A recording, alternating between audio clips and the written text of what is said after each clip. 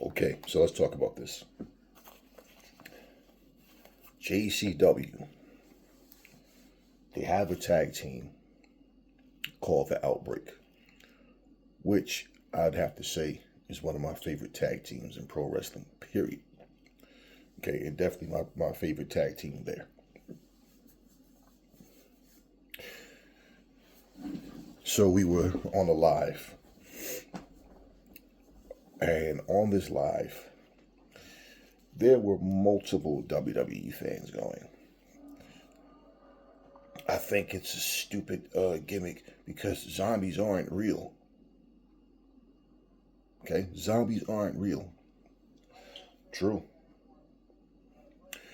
In fact, none of these wrestling characters are real, but they're being played by real people. Now, let me explain the difference between the OUTBREAK, okay, and what they forgot happened and made themselves feel really stupid. Because I'll get into it and break this stuff down. 2021. Before I get to that, let me say this. Let me say this first. Pro wrestling has always been more fun when the wrestlers actually had gimmicks. Now, everybody is not going to like every gimmick, but there's somebody, like, I didn't like the Repo Man, but somebody thought he was funny, thought he was entertaining. Just didn't do anything for me. Okay? Coco Beware coming out with the bird, with the parakeet colors on, the blonde hair. It would have came off a lot better if he could have won some meaningful matches. Coco Beware, he was just basically a gimmick that they never gave anything to. The Honky Tonk Man couldn't really play a guitar, but he came out with the Elvis impersonations. I don't know, man. I didn't really get to the Honky Tonk Man, but there's somebody who did. Okay, all of these characters, that's what they are. Pro wrestlers are not playing themselves in the ring. They're displaying their skill set, but connected to a character. Some people, many wrestlers, you don't know what their character is. It's like it's no real character that really does anything outside of them just having a certain attitude or chip on their shoulder, something about themselves that is supposed to be separate from what and who they really are. Okay, so let me say it like that. So then you have those over-the-top characters. What do you think Papa Shango was with the voodoo and him coming out and gyrating and all, right? What do you think that was? Coming out with the skull and bone, the smoke coming out and all. Did you ever look at the crowd when Papa Shango come out, their faces, how they were like looking like they were horrified of this guy? What you think the boogeyman was? And he comes out eating worms and all. So what do you think all this was? What the hell do you think the Undertaker was playing? The dead man, a zombie. Okay. Well, let me tell you the difference, okay, between all of that and these hypocrites. Anytime the WWE does something first, it's a great idea. Nowadays, it's a different situation because they're giving you garbage. It's not so much gimmicks they're giving you. They don't really have any interesting gimmicks. But the thing is, they're giving you a garbage product, just not entertaining, and they show that they don't care. But wait, they said that it's a stupid gimmick. JCW sucks. The OUTBREAK is stupid. Blah blah blah blah blah. Right? Okay, cool. We don't go for the negativity. We're about the people that. This is what it is. Okay. If you see a topic that says, we love pretzel hot dogs, isn't common sense that the people talking love pretzel hot dogs? And the message is to people that love pretzel hot dogs. Why is it's always someone who doesn't like pretzel hot dogs at all The majority of people that respond are those idiots. I hate pretzel hot dogs. Okay, so why the fuck did you stop and say anything? No one's talking to you, dumbass. This is for the people that love pretzel hot dogs. But this is how you get in pro wrestling. So I said, okay, say anything.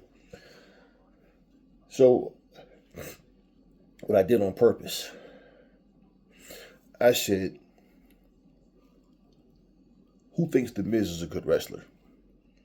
He had some people chime in about The Miz.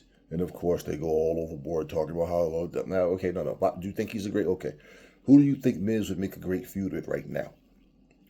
Oh, blah, blah, right? They all chiming in. This is on TikTok. So, you have the live people coming in. So I said, okay, you think Damian Priest and Rhea Ripley is going to be anything special, being that they both come from the Judgment Day, and how, that fell apart, went a whole different direction, and the Judgment Day still there, but who cares about the Judgment Day, right? Look who they are. And what is the Judgment Day? Like, what exactly are they? Well, yeah, blah, blah, blah, blah. Now, I'm going somewhere with this the whole time, and this idiot, none of them realize I'm setting them up for their own nonsense. So I say, well, what do you think about Aleister Black, coming in and him beefing with Damian Priest? And I say, well, I don't, this, that, whatever. Now, they're giving their comments. And I said, well, I'll tell you something, right?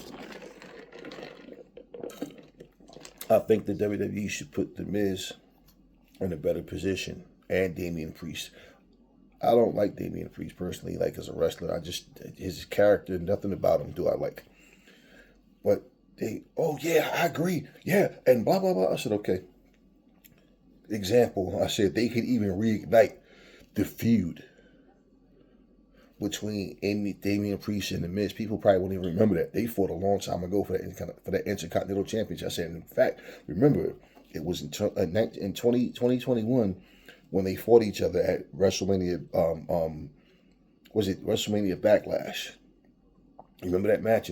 Oh, yeah, this and that. Remember all the drama? They had everything. You remember Batista was promoting this movie? And yeah, with the zombies and everything. Yeah, that was so cool. I said, now, it's so funny that you should say that. Now, this person walked right into the trap and the cage closed down the door and locked his dumbass in. I said, now, it's so funny how you just sat here and fucking said that Outbreak is a stupid team because zombies aren't real. But you just sat here, the same fucking ones that was sitting here saying that, oh, the zombies, oh, that was so cool. Oh, it was cool in the WWE. But see, Outbreak aren't eating people. This match with the zombies, this is, remember the Army of Darkness, the movie that Batista had, that they were promoting the movie? They had the zombies in the backstage area and all that stuff. And remember all that the little goofy things they were doing? But in the match, they supposedly ate The Miz and ate Damian Priest. And we know it's a show, but yeah, I thought that was stupid. The Outbreak aren't eating people. They're just playing zombie characters as pro wrestlers. And at the end of the day, it's a show. It's a business. It's a job. It's a form of entertainment. You don't have to like Outbreak. I'm not here to tell you that you should. I do. But how do you say the Outbreak is a stupid tag team? It's a stupid gimmick, but it's so funny that Damian Priest and The Miz were eaten by zombies, and somehow that was so cool, and everybody in that panel started roasting these hypocritical WWE fans. This is one of the reasons that a lot of people no longer have interest in pro wrestling, because there are no more larger-than-life characters. There are no characters that just stand out, even when it's enjoyable. And because I love watching AEW, I don't like JCW as much as I like AEW, which is, and it's not a pick a side thing. They have had some segments. They have things that I do like about JCW. I enjoy watching JCW. But let's be real. When the characters are really over the top, that's what made you watch it. That's what was so fun about it.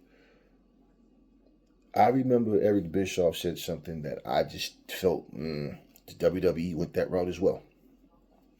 They started wanting to make pro wrestling to curve it to that reality TV show feel, to try to let's look at the backstage segments and look at the day-to-day life of these characters. And I'm gonna say I don't care if AEW, whatever character, like whatever company is doing it, this is what people fail to realize.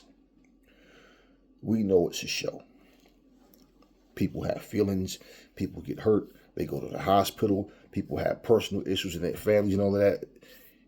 This is an attempt to try to make people care about the wrestlers as people more, and then also carry over to caring about the characters more. So whether you boo or cheer because their face or heel doesn't matter. The point is they want you emotionally invested. But reality is nothing lasts forever. People forget what they see very quickly when they want to, and they remember what they want to. The more you normalize these characters, the more you show people, people just want more. They want more, even if it's just for the moment. They might not have any intentions on watching the whole series, but they just want more of something. And in this era, they're going to find more to complain about. So when I'm watching this, I'm saying this is not a good idea, because I understood what they were trying to do. Now, what's this show WWE has where they show you all the backstage stuff? Who's doing what? You're going to go over tonight. Okay, well, when I put you in the headlock, like, what's the purpose of why? You don't build larger than life characters doing that. You think this is a more intimate look? No, all of this shit that you tell yourselves, this shit doesn't work. Nobody cares about this stuff. Because even that show that I'm talking about with the WWE, people talked about it for about 2 months. Then it got to the point that you don't hear anybody talk about this shit anymore. Because they don't care.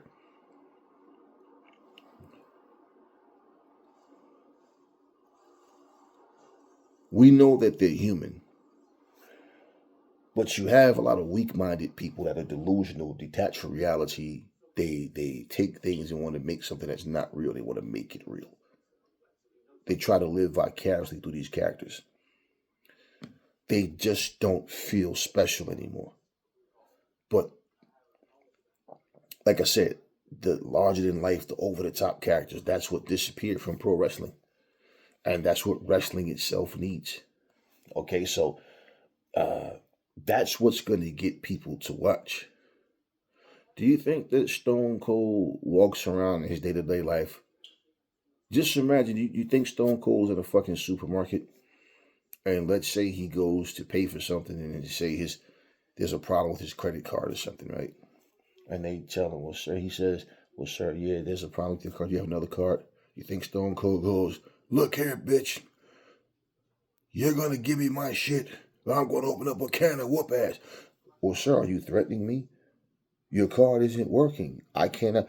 If you guys want to see me whoop this son of a bitch's ass, give me a hell yeah. You think that's what he started doing? You think the supermarket scene with him and Booker T was real? No, this is the whole point. There are great wrestlers. There are people that can cut good promos. There are people that can, there's no over-the-top characters. I wish AEW would have done more with Abaddon. I loved her character. This is exactly the point, what I'm saying. These characters, like example, The Undertaker is supposed to be scary. Abaddon is supposed to be scary. Papa Shango is supposed to be scary. So the opponents, the expressions they make, the approach, do you understand? It's supposed to be song and dance. It's supposed to, the character's facial expressions is supposed to even show, like, okay, this guy's different. This is, a little more worried against this guy. This something is, and this guy's impervious to pain.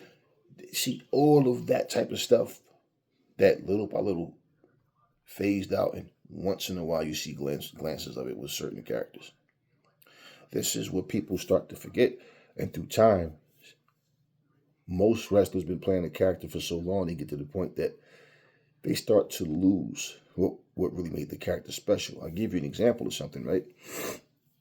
When The Undertaker once he went from me, Mark Callis, to The Undertaker, he had different looks throughout the years. You know, his wearing apparel, his gear and all that, and even came with a mask on at some point. But basically, it was all about trying to keep the character scary, trying to keep him creepy, right? And then he came out with this American Badass shit, and I did not like the American Badass Undertaker at all. Okay. That's not the Undertaker. It's a different version of him, but you notice that didn't last. He went back to, his old look. But compare how the Undertaker used to talk as opposed to how he started talking later. Do you understand what I mean? He got away from all the creepiness, the eyes rolling back when he's talking. See, he got away from that. No more Paul Bearer by his side. You understand? They start to get away from the things that made the character special. Notice, like CPO, he's the only one I see that's 50 something years old, whatever, from back in the day, and he's still playing his character, the Frankenstein shit. That's what I'm saying. You're playing a character, so why you get to the point where it stops? Sting, if I had to say anybody was my favorite wrestler, it would be Sting. Sting got to the point where once he started the Crow thing, the not talking for a whole year, that was by design. Okay? I get where Sting is coming from as far as him saying not being able to talk for a whole year and having, okay, cool. But I actually liked that shit. And it just made the character so much more over the top because he wouldn't fucking talk. But you read his facial expressions, his body language, him pointing with the back. See, all of that shit. So when it gets to the point where, okay, that character, I'm Sting. I'm the legend. I'm the icon. But now I'm going back to talking somewhat like my old self. But I still have the Crow look. I'm not going back to Surfer Sting or whatever you want to call him before Surfer Sting, the look he had when he was all really jacked and all. But even with that, do you understand what I'm saying? So this character is as over it's going to get. But at some point, they stop doing what made the character special. And nobody in pro wrestling has been able to revamp this shit and give these characters that type of life. But JCW is doing that.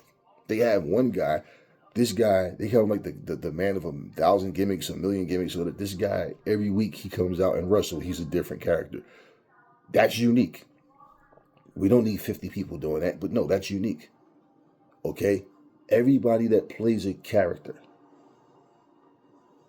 that requires more effort than just the day-to-day, I'm going to come in the ring, cut a promo, say some words.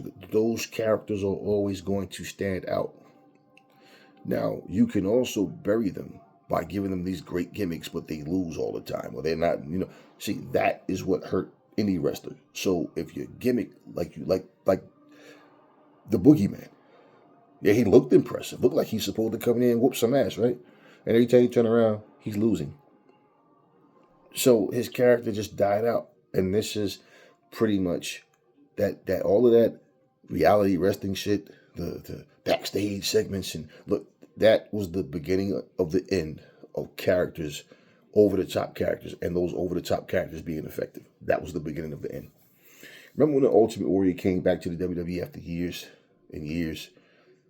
Remember, and they had him, Ahmed Johnson, and Shawn Michaels as like the top three guys. You can see that that's the direction he wanted to go. And then that didn't last. Warrior didn't last. Remember how when he gorilla pressed? Remember how he went in and he beat Triple H, and he beat him in like 30 seconds or whatever the fuck it was. But remember that how he squashed Triple H. You know what people don't realize? Of course, if you had been watching wrestling since the Ultimate Warrior's time there, you knew who he was. But he was also introduced to a new audience. Because this is the Raw era. The Ultimate Warrior almost made it too. Like if he would have stayed, he would have been a part of the Attitude Era. But my point is, his character, that whole how he was, everything about his look, this was like, okay, so this is who the Ultimate Warrior is. And, okay, you see how the people reacted to him, but his stay didn't last long, man. You see the pop he got when he came out at WCW, right? So his character was definitely powerful and from a different era over from one to the other. So even though he didn't stay long in WWE at that point. The point is, when he was in WCW, the Attitude Era was going on. This is the NWO era, and Warrior short stay was a part of that as well. The reaction, what I'm saying, is what he was getting. Look at it now. Compare the Warrior to once he got older and he went and wrestled Orlando Jordan, had the little crew cut haircut and all. This is an older Warrior. It's not the same exact intensity, no. But it's, bottom line, a point where, okay, I can't get this character over any more than I already did. He no longer has the long hair. He's not as big and as swole as he used to be. He's older. But at the end of the day, people remembered him. You understand? And his character stood out. This is what wrestling needs to include in their program. JCW, if they can get a broader audience and get to that point where, hey, now they're in millions of homes and people are getting to see them, like AEW or like WWE, but if they can get there, get to that point, these type of characters would probably make every other company take notice and go, damn, you know what? We need to do something like that. We need to get characters like that. As opposed to, hey, when your contract's up, you want to come here. I don't think, and this is what I think. I don't think most wrestlers, most companies think that those type of characters will work. So they stay away from it. So if you don't see it happening in AEW or WWE, other companies are going to feel like, that's indie stuff. Which is bullshit. This is pro wrestling. It's entertainment. What I love about JCW is the show is all about fun. We know it's all a work. All of it. No wrestling company is no more real than the other. Like in terms of, okay, it's all scripted. You understand what I mean? Some people are more hardcore, more hard hitting, yes. But it's different. I used to watch wrestlers like Kerry Von Erich, Goldberg, all of them. I used to watch these guys go to Japan, and the matches were different. The matches were like stiff, hard hitting, and I'm like, who the hell are these Japanese guys?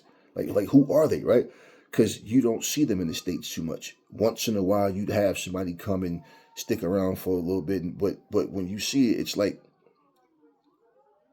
Goldberg, Texas Tornado, all these different people that you saw. They're not dominating like they do in the States. Like these guys are going toe to toe, and man, this is like, right?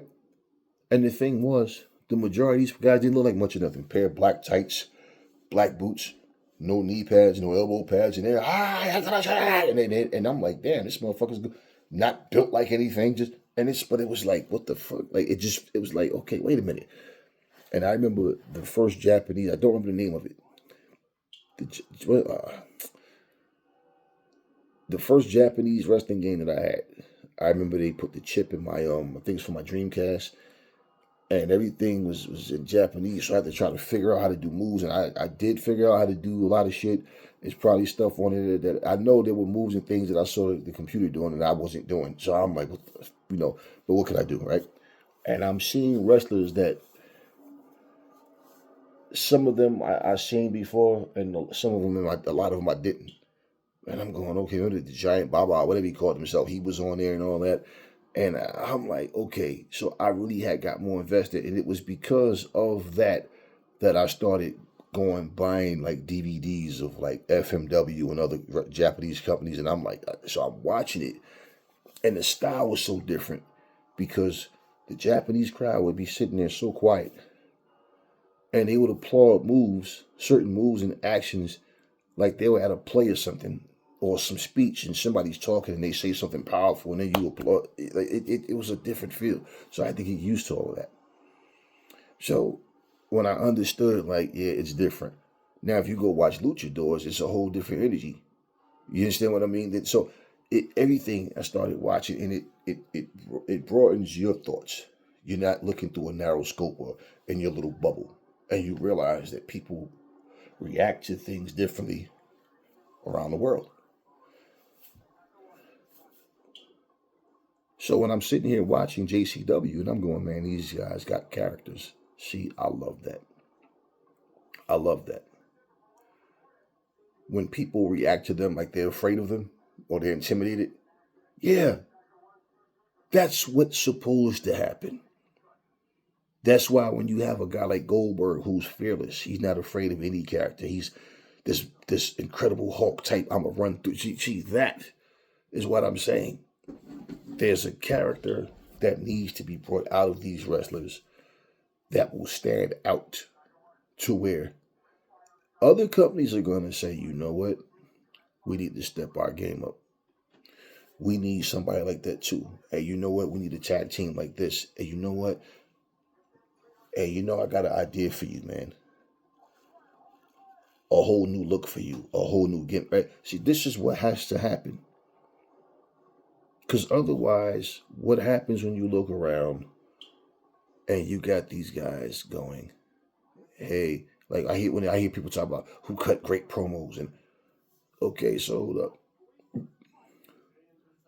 How many years have we heard Ric Flair call himself a high flying, jet flying, kiss stealing, willing dealing son of a gun? If whether you like it or don't like it, learn to love it because it's the best thing going today. How many times we heard The Rock ask a person, "Do you think that you're going to defeat me?" And when they answer, "It doesn't matter what you do," all the setups, repetitive, all of that, right? Check this shit out. I tell people to do this all the time. Go back and pull up some old Sting interviews. I'm talking before the Crow Sting and all that. Go pull up some old Ultimate Warrior interviews, right? Go pull up. Just go back and look at how wrestlers had a far more energetic, and their promos just felt like more entertaining and had you more interested in the product than right now. Right? This is why I say a good or great promo is necessary. It helps balance out and complete what's going on. But when the characters themselves, okay, don't have a gimmick that you care about, it won't push that character to the next level. It'll just be, he cuts a great promo. He's a great wrestler, right? But what's missing from pro wrestling are those elements that make characters special. Nothing lasts forever. That's why you have to constantly be creative and put yourself, get pushed, to the point where, hey, it's a different day and time. People talk different, dress different, everything. We get all of that. It's just life. That's the way things are, okay? But at the same time, you got to think, what key elements made something special at one point? How much of that is still here and how much of it is gone? Like, this is things that every company should look at. So when I hear people saying that the Outbreak is a stupid team, it's this and this and that, but somehow it was so cool when The Miz and Damian Priest were eaten by zombies, are you not a hypocrite? In other words, if the Outbreak was in WWE, then all of a sudden it would be different. Now, like I said, WWE has put themselves in a lousy situation. So yeah, you might have people going, it's stupid, but it's still hypocritical. This is different because, like I said, the WWE has burned bridges with a lot of fans. They've insulted a lot of people that's been helping them get rich, which is the fans. Because I don't give a fuck how much financial backing you get from TKO or any other company or whatever. If nobody's tuning in to watch or nobody's coming to your shows, then you don't have anyone to entertain. You don't have a show. So yeah, it's the fans, it's the observers, it's the public. We out here, so that's the reason why any company is successful. But if the outbreak was in the WWE, then it's okay for other companies to do it now because they did it first. The outbreak play their characters down. That zombie walk, the way they react in the ring, everything about them. They got the one manager that he controls them. That is what's missing. Because you guys are so busy wanting to believe that pro wrestling is real. No, it's not scripted that NXT invades TNA. They just did it on their own. It's not scripted that TNA goes and invade NXT. They just did it on their own, right? Right. That's why fans jump over the barricade and get this shit beat out of them and get arrested, right? Like, wake up. It's an act. It's a show. And that's what JCW exemplifies. And I feel like keep the show fun. Let me say this about Vince Russo, too. He's put humor in what he's done so far. That's a good thing because that's what JCW has always been about, fun. But I don't like him and Vito punking the talent. Vito's backstage beating up cocaine, and I'm like, what the fuck are you doing, man? Like it hits Vito like a 60-year-old tough guy or something or whatever. You understand what I'm saying? Vince Russo out here snatching shit out of the wrestler's hands and acting tough and come on, that shit is like, all right. See, now you're putting too much focus on yourself. You're making yourself look tougher than the fucking wrestlers are. That type of shit I don't like. But in terms of what JCW has been, I'm telling you guys, it's not about trying to change them to give the whole company a different look of how they, no. It's to enhance what they have. Because once you lose your core fans, I'm telling you, it's a wrap. They're not going to, where you think these mystery people are just going to fall from the sky? All of a sudden, there's a whole new 10 million human beings that just love JCW. No, you have to keep their core audience satisfied. Fans that may come along through time is going to come through word of mouth. It's not going to be because, Vince Russo's there. Oh, shit, I got to watch Vince Russo. No, it's going to be word of mouth. It's going to be people watching your YouTube videos. You're getting promo packages. Content creators is talking about JCW. Why the fuck do you think I'm talking about JCW? Because I want people to see. I have a JCW video right now, and that shit has more views than all of my other videos. And they're not the most popular company in the world. Do you understand what I mean? So yeah, I want, this is how it has to happen. And in promotion, and direct promotion comes from people that's just talking about your product. So people start to, what is this JCW? Then they start catching on. Then they, oh shit, do you know how many people have said to me, hey man, thanks for letting me know about Nikki Blackheart. I never heard of her. She's from CCW. This is exactly my point. So the bigger platforms, if they do the same thing, then people will start watching JCW. Now, are you going to have a bunch of assholes tuning in just to complain? Yep, because that's what this generation produces. But bottom line, if you get enough people to start watching, and all of a sudden JCW becomes, it's a demand for it, like people are really talking about JCW, and guess what? They're getting just as much viewership, as AEW or WWE or whatever. Then it's going to get to the point where, guess what? These streaming companies that's out there, because this is the direction people are going, somebody's going to say, whether it's that or a major network deal, it's going to be somebody going, hey, man, we like what you guys got going on. And guess what? I would love to be able to tune in and, oh, shit, JCW's on. And, so I watch them on YouTube. But bottom line is people don't feel like something is big. If something doesn't have a premium feel to it, most people don't want to get into it. The masses won't. You see, the masses won't get into it.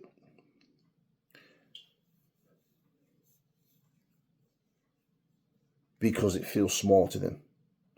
These motherfuckers don't even have a major streaming deal. They don't even come on a major network. Right? That's how people look at things. So they don't give it a chance.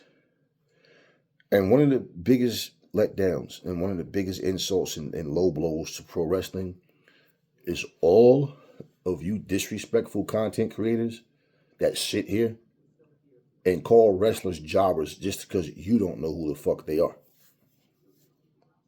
Once again, let me say this.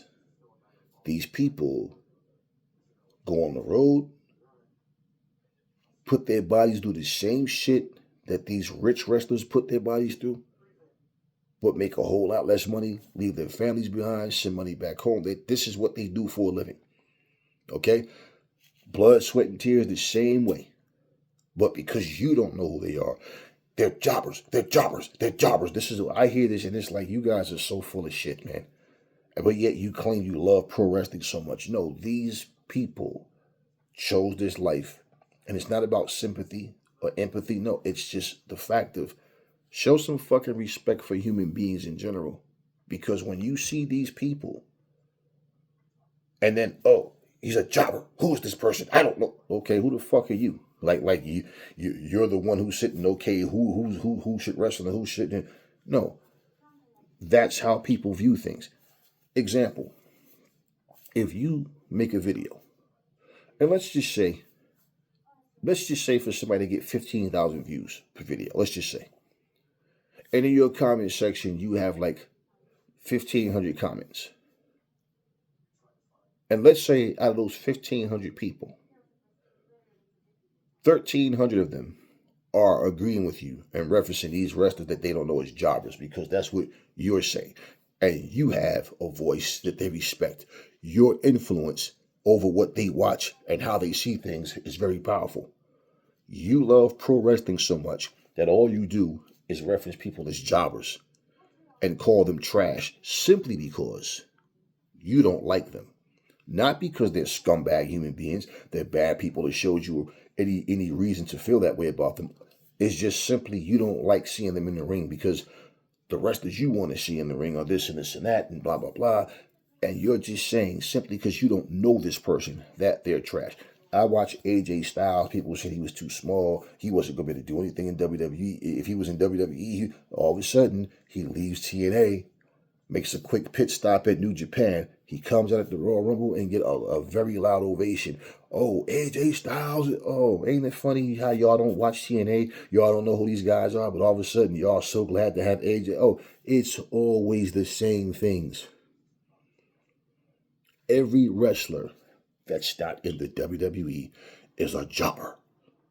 But as soon as they come to WWE, all of a sudden, right.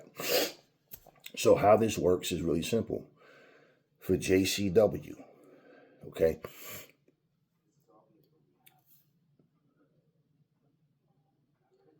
What got you to where you are has to remain.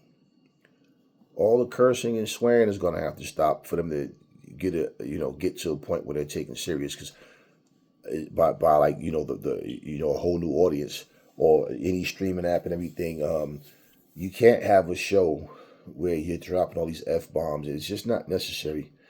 And the other thing that Vince Russo would help too, man, if he would learn to fucking relax.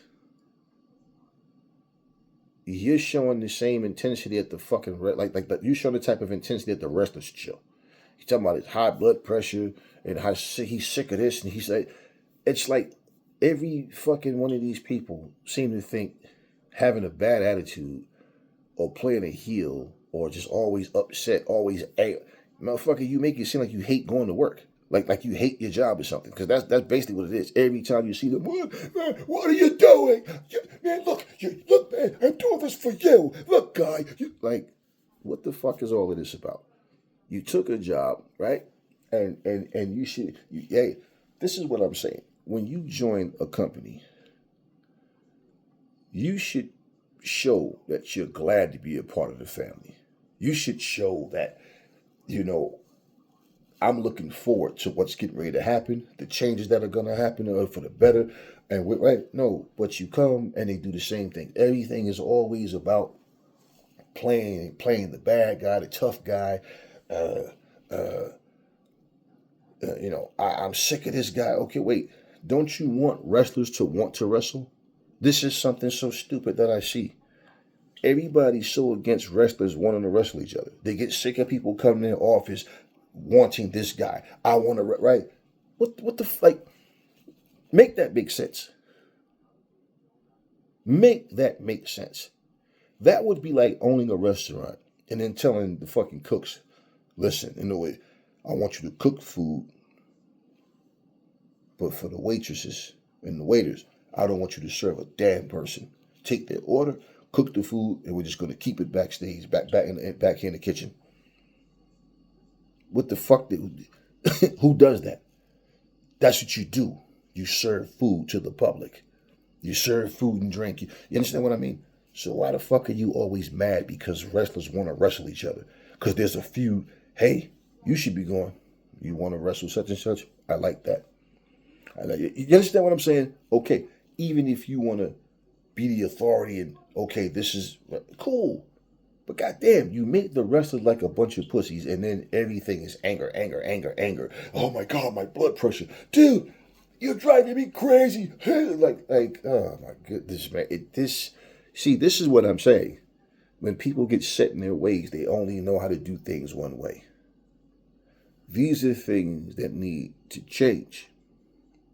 Stop calling the wrestlers kids. Stop treating them like they're little puppies. This is exactly why people don't take wrestling serious. This is one of the things, if you pay attention, if you look at AEW's inception, right? We'll put it like this. The bigger stars that was on their platform, the more known to the world, okay, over in America overall, was Chris Jericho, Jon Moxley, Kenny Omega, the Young Bucks, Cody Rhodes. That was the guys everybody knew. If you look at from then to now, people like Darby Allin, MJF, Orange Cassidy, who's always been there, Hangman Adam Page, he was there, but now look at him. He's as more over as any other wrestler, period. You understand what I'm saying? So all of those guys. Now, my point is, to start the company, having Chris Jericho was huge for them. And Moxley coming, that was huge for them. But they needed that. Shortly later, Sting comes. So you understand? These names were necessary to have. Kenny Omega is far more valuable than people realize. But at the same time, the whole thing with that is everybody's looking to who could they get that they can start getting millions of views per show. It doesn't necessarily happen that way. Sometimes a company is where it's just supposed to be. But the expectations is but in the past, you're supposed to get this amount of, that's just not always the way things happen. Look at like the NBA, how much of their audience that they've lost. Look at all these other, but they're still pulling better numbers than pro wrestling, period. So all of this talk that people are doing about, oh, well, this show is supposed to do this. Last time, this company had this, and they had this event, and then the following Monday they had this amount of people watching. This little timetable shit that people are doing, this is all bullshit. All it is negativity that keep people talking week after week, complaining about a show, talking about what the show should be, what it is, what it isn't. This is what you get on a regular basis. And my question to people is, how do you expect pro wrestling to grow as a whole when you walk around calling people jobbers simply because you don't know them? I don't watch the independents. I don't watch that trash, that garbage. That's what you call it, but you claim you love pro wrestling. JCW is fun to watch. And yeah, of course, there's times you watch segments and matches that wasn't all that, okay, whatever. Yeah. But I'm saying, for the most part, I like the show. I don't think any JCW fan really want to see it go the direction to where the essence of JCW gets destroyed. And that's what one of my thoughts was watching, like seeing Vince Russo. That's why I said, let's just give it time and see how things start to play out. Now, in his own words, let me give you something. I have the screenshot in my phone too. For anybody that wanna see just for proof. They were an hour into a podcast. It's Vince Russo, it's two other guys. Like I said, I have it. I mean, you can see all the numbers on there, okay? An hour into the show, 10 people were watching.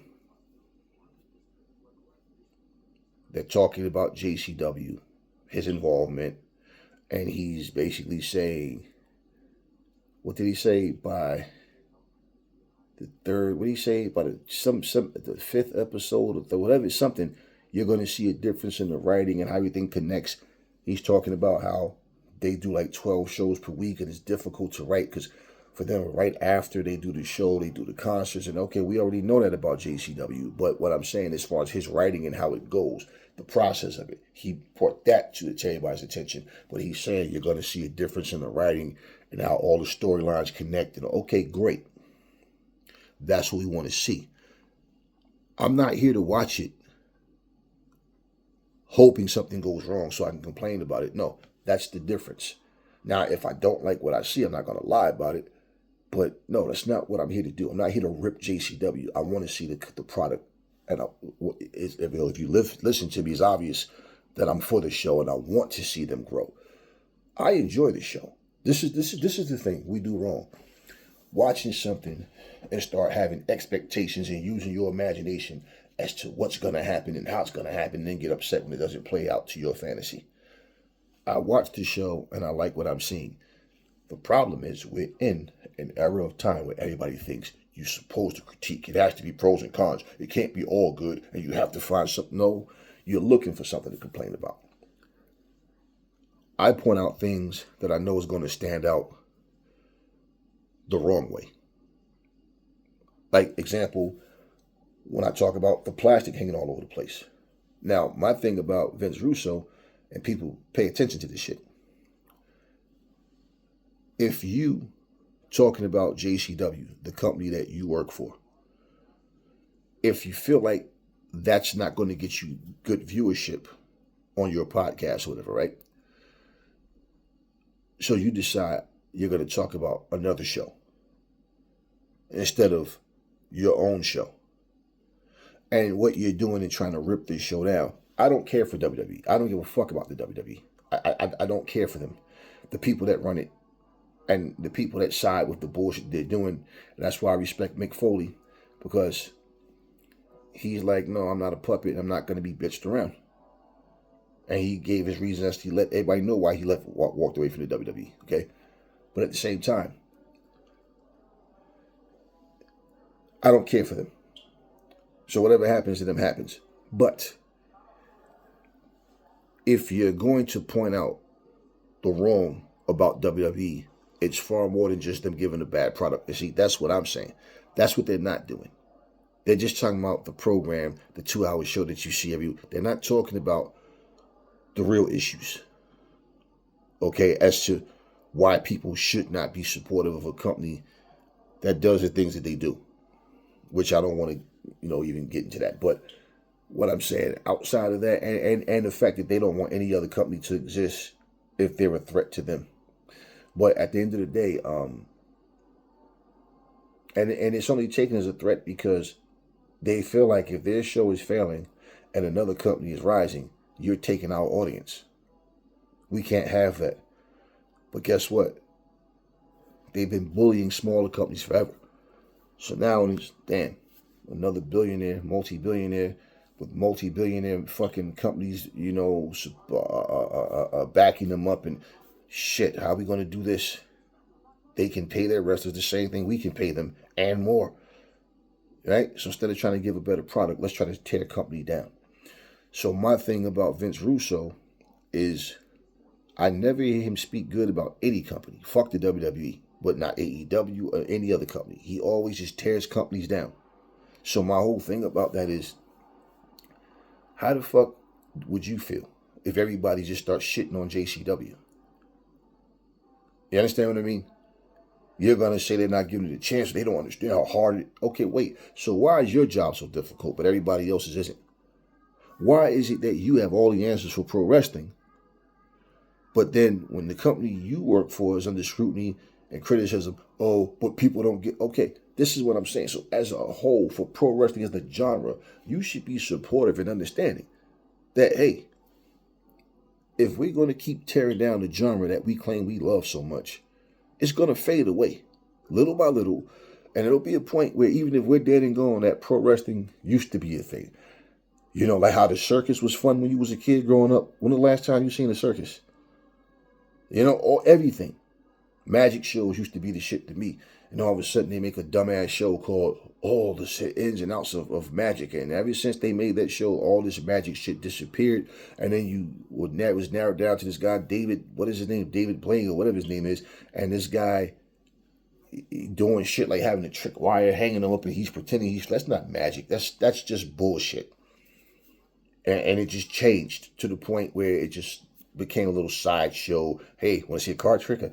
No, magic shows used to be fun. They used to have specials. They used to come on, and I used to love it when it was a part of the circus. And so things you grew up with, don't know, everything doesn't last. It just disappear. Circuses now is like actual human beings. They do like this horror stuff and shit like that, but it's not the same. It's not the same. So pro wrestling, I'm looking at like Vince Russo and I'm saying, hey man, you know, you need to lighten up with trying to be Mr. I know everything. I got all the answers for every wrestling company. When I say, take all that fucking plastic down. Do you understand when they have wrestling shows, even in like high school gyms? I've seen them with the curtains propped up. All you gotta fucking do is get some fucking curtains. Have them custom made. Hell, JCW logos and shit and whatever. Just put that shit up as a prop or something. You understand what I'm saying? Get you fuck. Even like the little screens, like the like Fed style screens that they have with the, you know, the curtain got the little screen. Do something to make the place look better. You understand what I'm saying? We know that they do the shows right after the music and stuff. When we know that shit. It's not, you understand what I mean? So my point is, whatever Violent J didn't think of, those type of, yeah, Vince. All right, first thing we got to do, we got to take that plastic down. We got to put some props up. Hell, do something different. Example, you don't see nobody in JCW bring a fight from the ring to the stage, right? Put a circus fucking background up. Put some clowns and some shit. You understand? Like you understand what I mean? Something that you can just very easy. Man, it's not like when the show is over. Oh my God, this is going to take a half an hour. No, just something that you can take that, but you know, give it a night. Nobody else is doing shit like that. You know how like AEW does this. Like Halloween, they'll have the stage set up like some spooky shit. WCW used to do it at Halloween Havoc or stuff like that. Get props up, something that, you know, represents the Juggalos, man. Have a nice background, like, you know, put up a circus background or something like that. Dude, you understand what I'm saying? Just having that plastic hanging all over the place looks shitty, man. You understand what I'm saying? It's really simple. It's really simple. That's one of the first things you do. Doesn't have to be no huge budget, no, just simple. Simple. When a show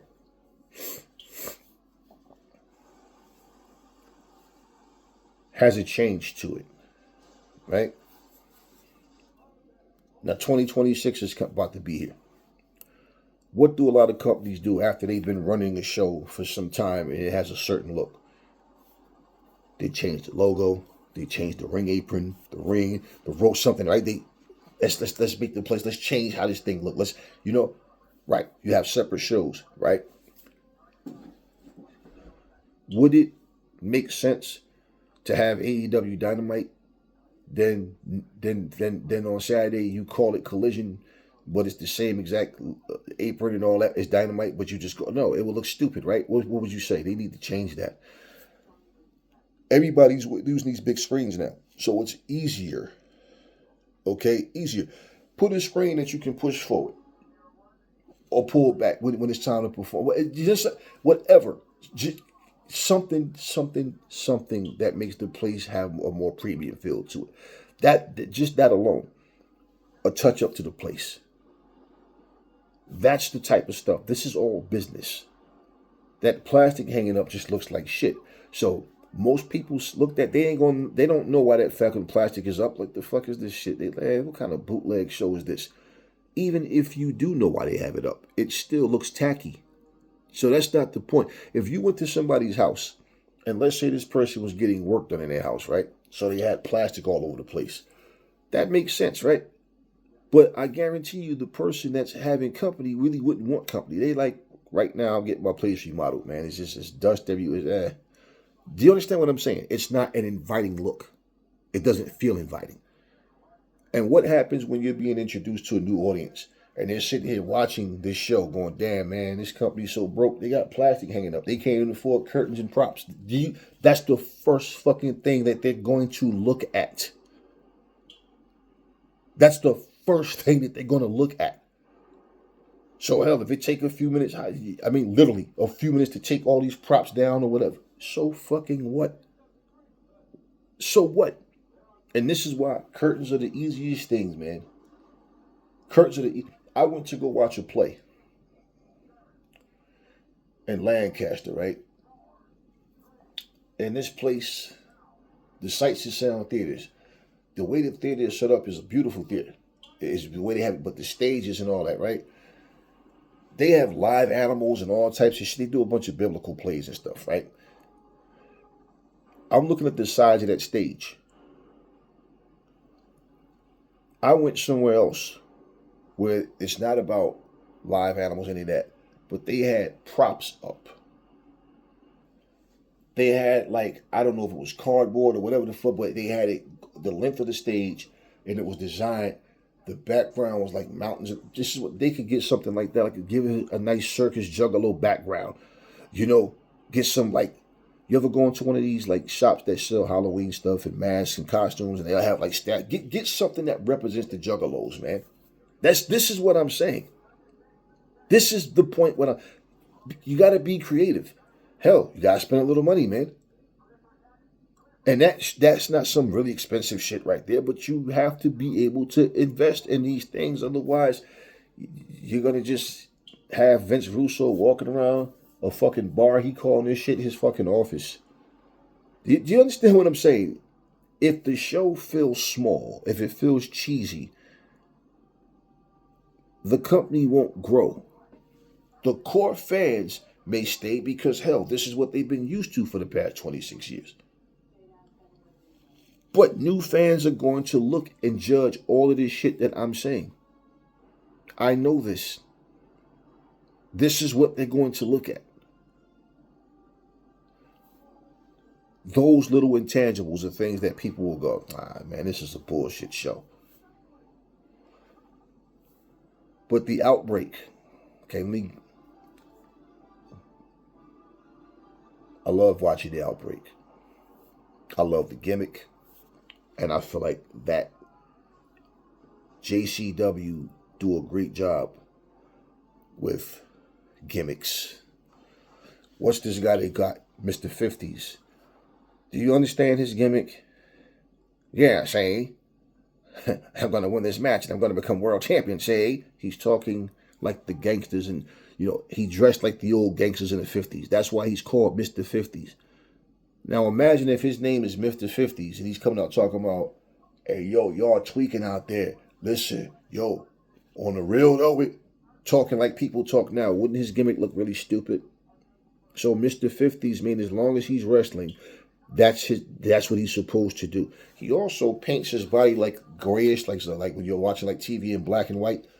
So for the people that don't understand that kind of shit, this is what I'm saying. These are the type of things that I look at. This guy, Cocaine, I like this guy, man. You know, now his gimmick, it's a funny gimmick because he pulls this cocaine out of his butt. Now, you know it's not real cocaine. At least we hope it's not.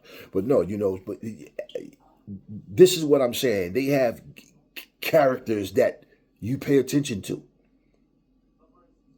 So even if you don't know them, if you're judgmental, then yeah, whatever, then you, okay. But somebody like myself who goes, damn, this is different. This is what I'm saying. So to watch him sit there and get this shit beat out of Big Vito. Vito beat this guy up in the bathroom, man. And I'm like, what the fuck? And then you beat the kid half to death. And I'm like, oh my goodness, man. Like, you're burying talent already. This is the type of shit they got to eliminate, man. But those characters that stand out, you know, they have, what's that guy name? The Congo Kong. You know, he was in TNA for a while, and I don't know, like, you know, I forget this guy, Mr. What do he call himself? Some big fat guy, Mr. Happy or some shit, whatever he called himself. Like, they have some funny gimmicks, some weird gimmicks, but they have gimmicks. The bottom line is what I'm saying. Everybody, they have gimmicks, and the point is, the show is about having fun.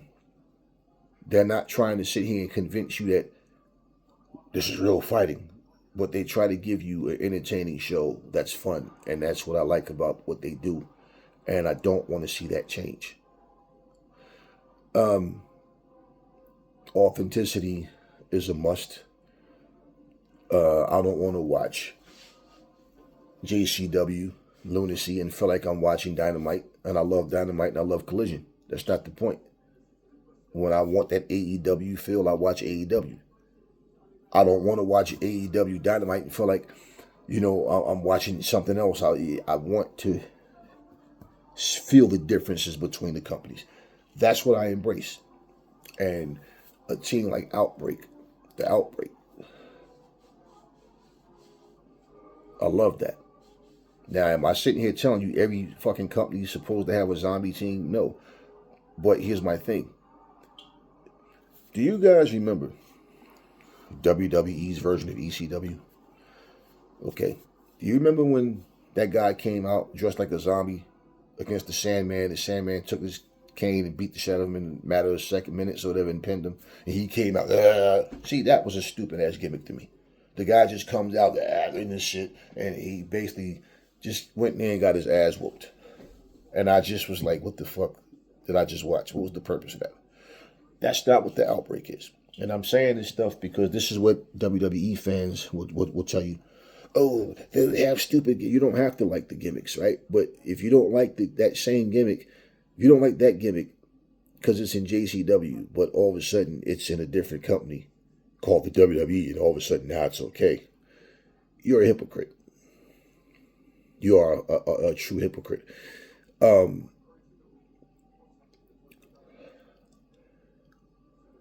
One of the things for sure, the reaction that the wrestlers have to each other is a must. The believability comes through how you push the product, and the fans will embrace things more when it feels like what you're giving them is working. Because I remember this guy said, there's a channel. His channel was called Sledgehammer TV. I don't know if he's still around or whatever, but this was years ago. This guy every week couldn't stand what he was watching on SmackDown and Raw. This was years ago. Okay? Yeah. 6 years ago. When AEW first started. This guy said, Hangman Adam Page does nothing for him. He don't see this guy being a world champion. There's nothing about Hangman Adam Page, blah, blah, blah, right? Me and him used to talk a little on, I never go on anybody's channel to disrespect or I disagree with you. My opinion and your opinion are two different. I can see what some people are saying, and it's stuff that I don't understand why people see certain things the way they do. Because they don't explain anything. They'll just tell you this guy's this and this guy's that. So, okay, what are we going by? Like example, you saying Jade Cargill can't cut it in WWE, but now she's the champ. Just saying. Now your words versus reality. You understand? And my thing with him when he said that about him, And this is, I think, the match. One match was with Brian Cage and Hangman Adam Page, and Hangman won. I think they both beat each other at one point, but whatever. But Hangman won. I always thought Hangman Adam Page could wrestle, but I said, well, I don't know long term what AEW has planned their new company, right? But I told him, I said, but Hangman Adam Page, MJF, all these guys, I know who they are. He didn't know who these guys were. I said, but going forward, man, we got to see where it goes. But people should celebrate the fact that there's a new wrestling company around and we get to see more wrestling, because that was one of the things that turned a lot of people off. And I feel like a lot of people that walked away from WWE, WCW fans, just felt like, whatever. And all the gloating and lying about putting them out of business. And then WWE basically was in a position where they were the only ticket around. And then TNA was having those 99-cent week on Wednesdays. And I was one of the people spending my 99 little cent, to watch TNA. I wasn't doing it going, hey, I'm donating money to support. No, I liked the show. And then TNA started to grow. And he refused to talk about TNA. He said TNA sucked and all. And this is my thing. He called himself a wrestling fan. How are you a wrestling fan when you don't like wrestling? This is what I don't get about people. You grew up showing favoritism and watching only WWE. I grew up watching AWA, WWF at the time, NWA, Smoky Mountain, FMW. I grew up watching all of this shit, man. So UWF, WCCW. I grew up watching all of this stuff. So to me, when I say I love pro wrestling, I'm watching pro wrestling. You're watching one fucking product, man. And then if you were only watching WCW and NWA just to complain that, oh, it's not as good as WWE, WWE got this and that. See, here goes something, for example. I don't care about all that greatest of all time, or I don't have a fucking list. But if I had to give you a list, my list wouldn't sound like yours. The first shit will come out of your mouth is John Cena, Stone Cold, The Rock, Undertaker. No.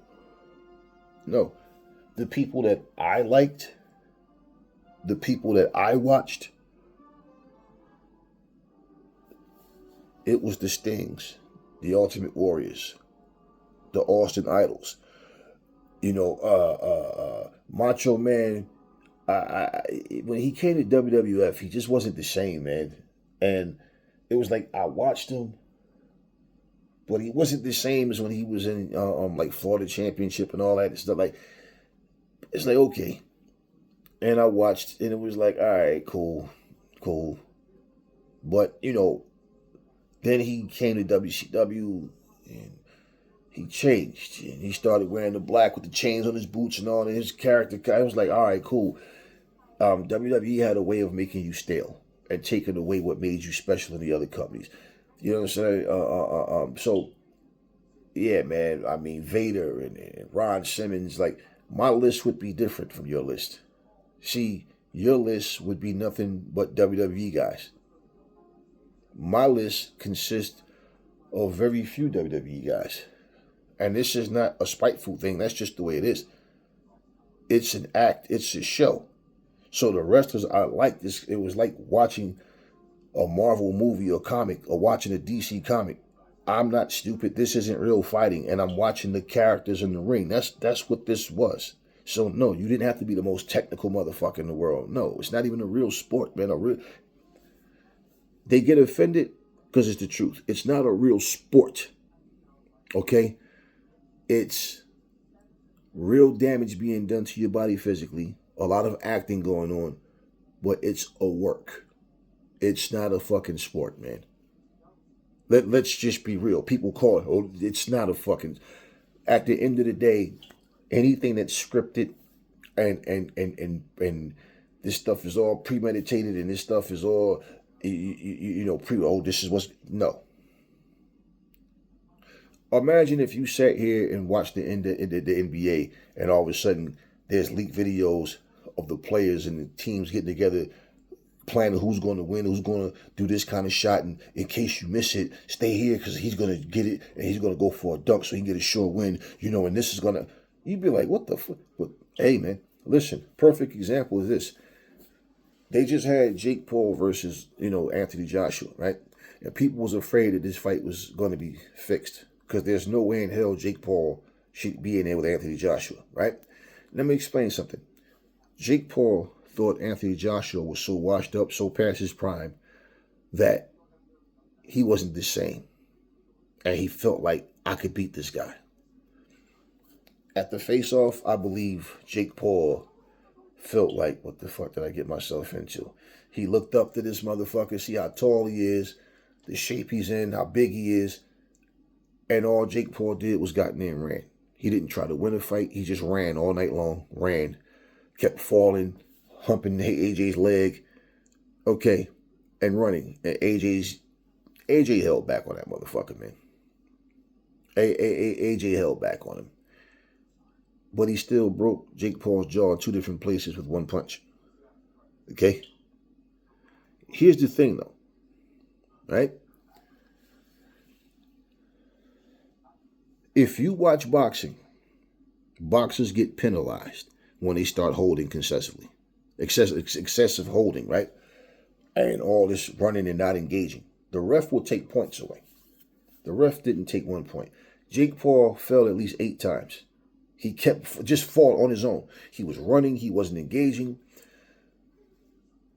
He pulled Anthony Joshua down. Like literally, and they fell, and Anthony Joshua landed on top of him. This motherfucker gave Jake Paul a rest. For some reason, he gave him a rest. Like, what and everybody's watching like, yo, what is going on? This is Jake Paul's company. Okay, this MVP. And that ref was in his pocket. It's like, what? He didn't get hit low. There was nothing happened that he should have gave this guy a break, but he did. Didn't take 1 point deduction. Then he bring the two of them together and say, hey, man, the fans didn't pay for this crap. Tell that shit to Jake Paul. AJ is walking him down and he's just literally running. I'm not talking about sticking and moving.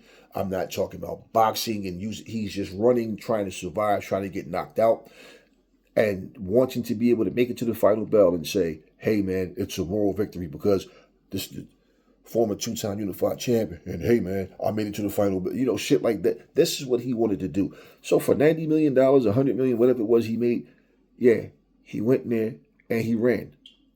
Well, Jake is just an entertainer. He's not a real exactly. So shut the fuck up. That's the whole point.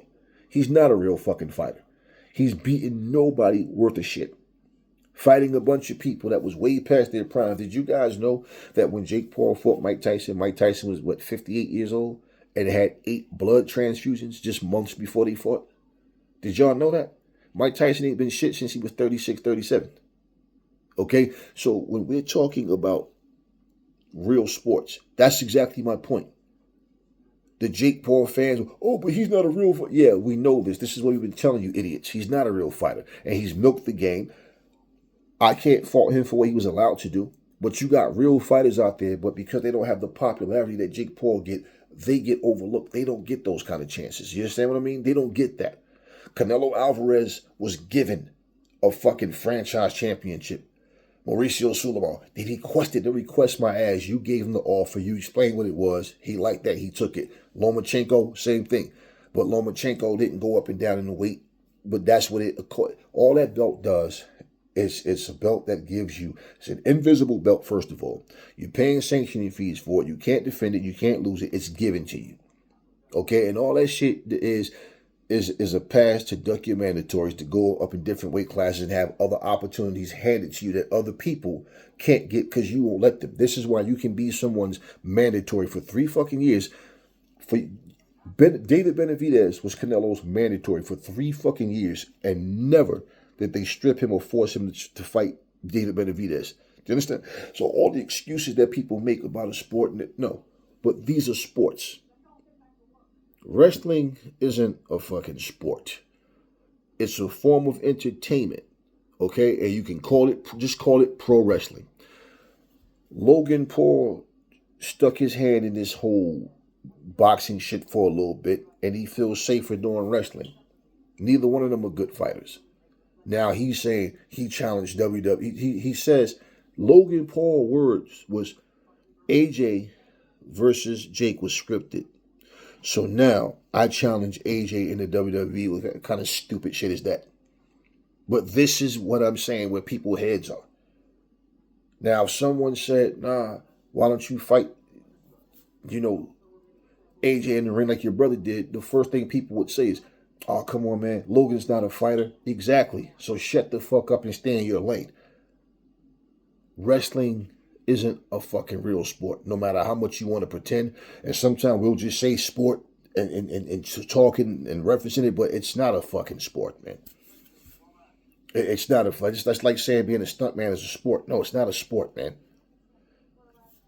But at the end of the day, that's why it's called pro wrestling. What do you think Olympic style wrestling is? It's wrestling, right? No punches, kicks, chairs. It's wrestling. This is why this is called pro wrestling, because it has different elements added. So let's just call it pro wrestling and stop calling this shit a sport. That's why even WWE call themselves sports entertainment. Okay? Pro wrestling is what I've grown to like. That's the cloth I'm cut from. So no, I don't care for all of the one company being the hey, this is how it's supposed. No, you do it your way, they do it their way. This is how they do it. JCW. Don't lose your essence. And I feel like Violent J is not gonna allow Vince Russo to sit back and take strip away what made them special. I feel like Jay will feel it in here if Vince is making decisions that's just not what they want. He's their writer, man. Their head writer. So even like storyline, like him, like Vince Russo. I saw a storyline with Violent J telling him, like, I didn't think you would know you were gonna come in and stab you in the back, and Vince goes, I stabbed you in the back, right, for your own good. I did this for you, like that. I mean, that part just sounds really stupid. Because what he's telling them is, I know what's best for you better than you do. Okay, so I know that's all storyline, man. Just like Vince McMahon with, Stephanie being a GM and Shane. There was not one time ever that Vince was there and Shane or Stephanie had more power than Vince. That's all, boy. It's just the writing. Okay, cool. But this is what I'm saying is what JCW needs is not to be try to turn us into what WWE is or AEW or any other company. Let JCW be JCW. This is what I'm saying. If I'm watching AEW and I feel like I'm watching Raw, SmackDown, what am I watching? Like, everything should have its own feel to it. And that's what I love about JCW, as they exemplify having characters that stand out. And that's one of the things pro wrestling had at one point. Okay, shift real quick. Do you guys remember when WCW had Sting versus the Black Scorpion? The build-up to Sting and the Black Scorpion was cool. Now, that over the loudspeaker, Sting, I'm much stronger, and all that, that was some dumb shit to me. That was weird as fuck. Like, all right, so with the guy standing with a microphone on, like, I remember me standing there, had a guy in a gorilla press position, he's just talking the whole time and all or whatever. I mean, but the build-up, aside from that dumb shit, was so cool. One thing I noticed about the Black Scorpion, right, was it wasn't the same guy. The height would be different. The size difference, physically, the build, like, you could see it wasn't the same guy. So it was like, okay, wait a minute.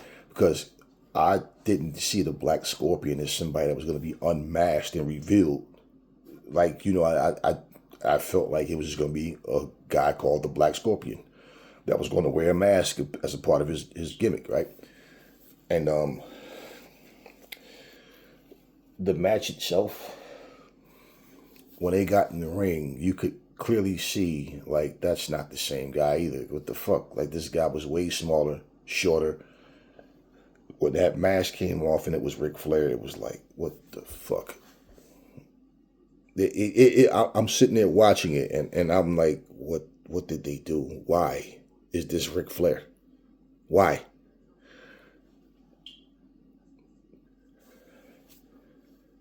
This is a situation where it's obvious they didn't have anything. They was trying to find something they couldn't, and it just ended up being Ric Flair. and it was like, it was a big blow. Okay. I've always known WCW, the NWA, for being like solid wrestling and just giving, good, good shows. But what ended up happening, if you remember, like they had a tag team called the Ding Dongs. Used to come out these long, all pink body suits on with white boots, and I'm like, who the fuck are these guys? What? They had this guy called Norman the Lunatic. Used to come out in a straight jacket and handcuffs, who he wound up going to WWE, and he was called Bastion Booger.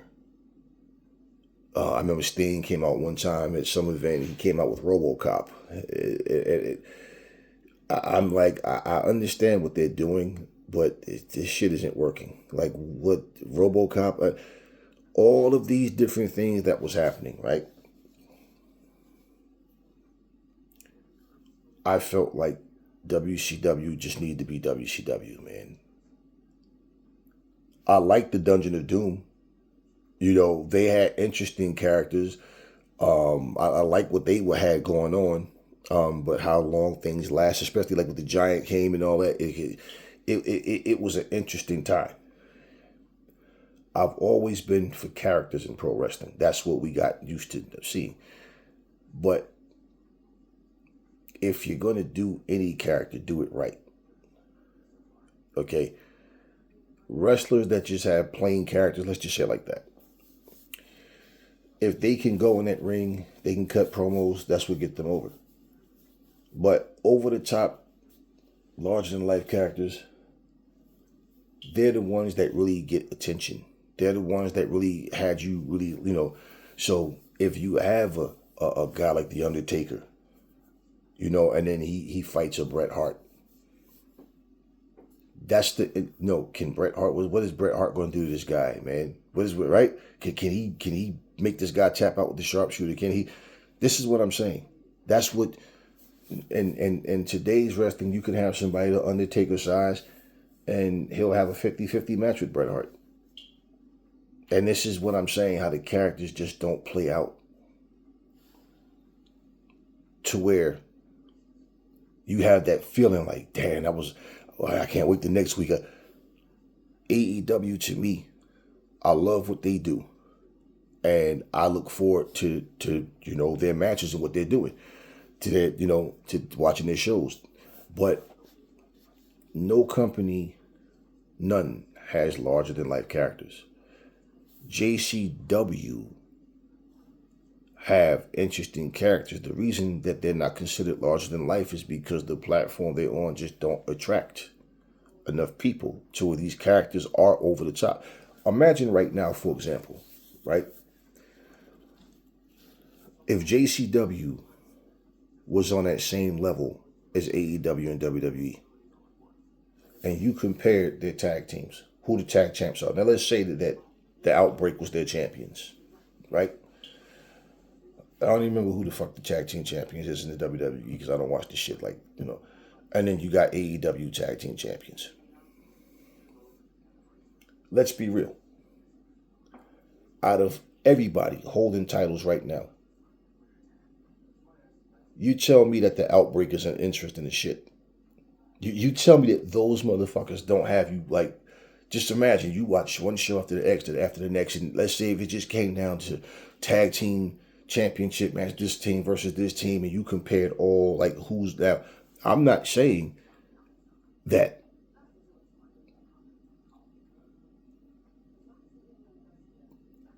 WWE just sucks, but I'm not saying you have to have your own version, like I said earlier, of they got to be a zombie. No, I'm saying in terms of interest, you wouldn't sit there and go, oh, these guys look like zombies, but they can't wrestle. Wrestle them, they can. And that my point is, their matches are interesting, but people would see it on a whole different level because now they're on a bigger scale. Do you understand what I'm saying?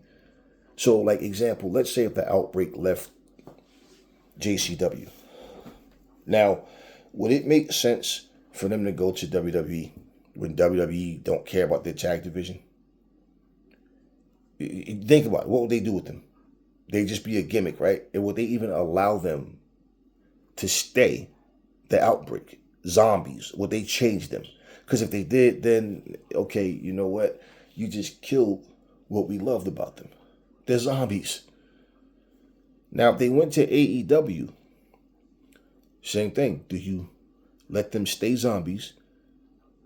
Now, we know they're not real zombies, but you know what I'm saying. As far as their gimmick, I'm saying, do you let them keep their gimmick, or do you have them just talking? Then they stand there looking all zombied out. You know, Samoa Joe, when I get you in the ring, you're going to wish you never met us. We're going to be... no, they don't need to talk. That's why they have a mouthpiece.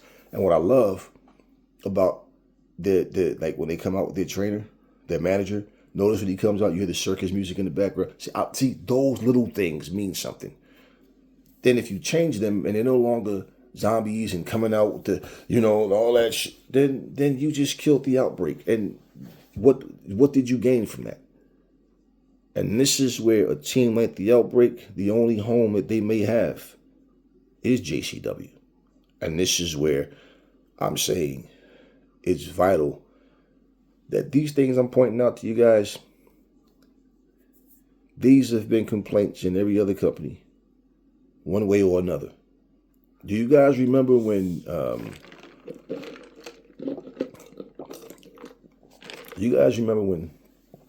WCW Nitro didn't have the big Jumbotron? You remember that? They had that little funny looking symbol. I like that symbol though, the Nitro sign, but then they had before that, they had like the cage great.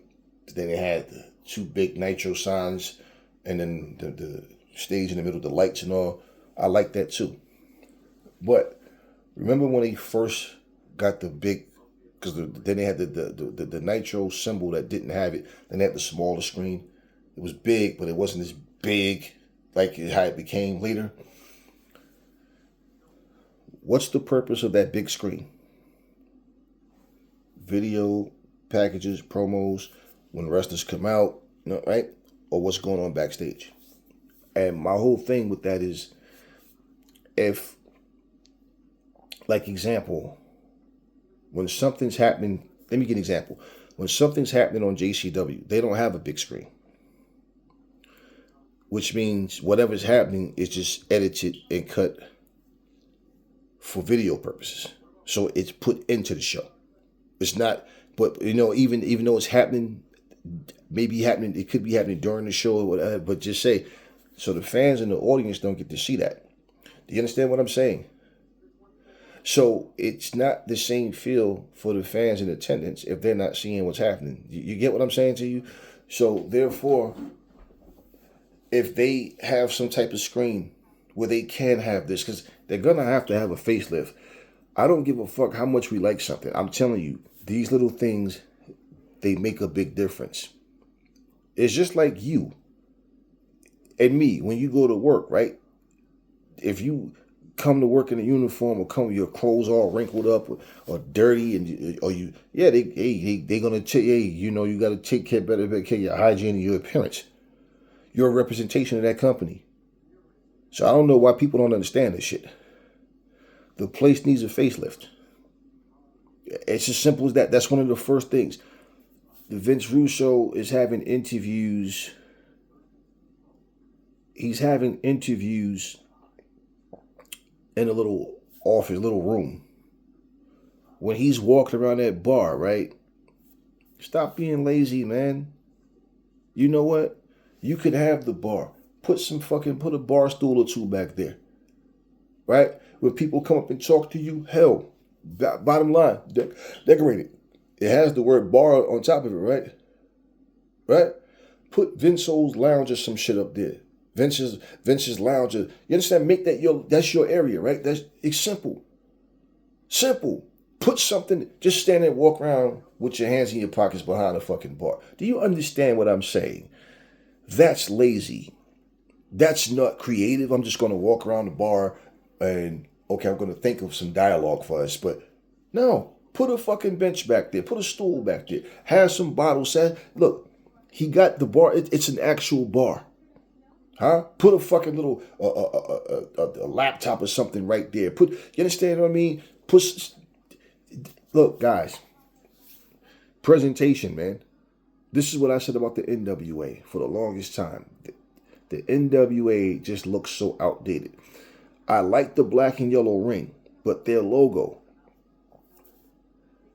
the logo. If I played an episode of NWA right now, for people that have never seen it, I swear they think that it was old. Just their presentation, it just looks like an old, outdated product. Nobody does red, blue, and white ropes no more with they still do that. So everything that they're doing, they try to keep the nostalgia as far as the look and even how they do promos.